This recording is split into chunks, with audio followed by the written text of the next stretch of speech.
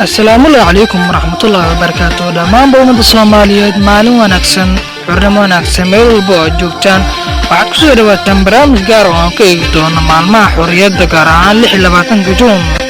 taasoo ku weyn bulshada Soomaaliyeed gaar ahaan gobolada waqooyi kuwaas oo ku xoroob gumeystay Ingiriiska iyadoo dabaaldegay fantasiil weyn inay ka socdaan geyga Soomaalida.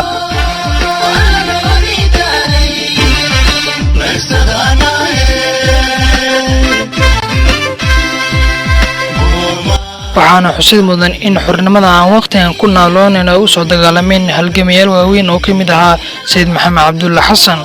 sidoo kale waxaa ka mid ah ururkii dhalinyarada ee Soomaaliya kuwaas oo qayb ka ahaa halgamayaashii u soo dagaalamay xornimada Soomaaliya waqtigan ku naaloonayna iyadoo murtiye iyo suugaan waaweyn laga tiriyay maalinta waxaana ka mid ahaa saaxirkii kala guuray sareeyo manusqaamo aan siduu yahay eegno كنسيب كنصار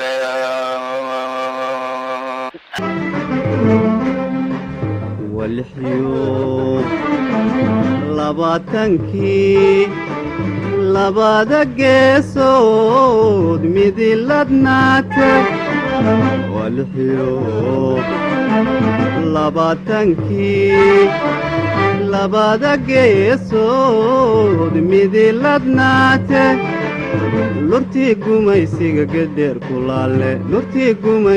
gedeer kulaale daydhkuno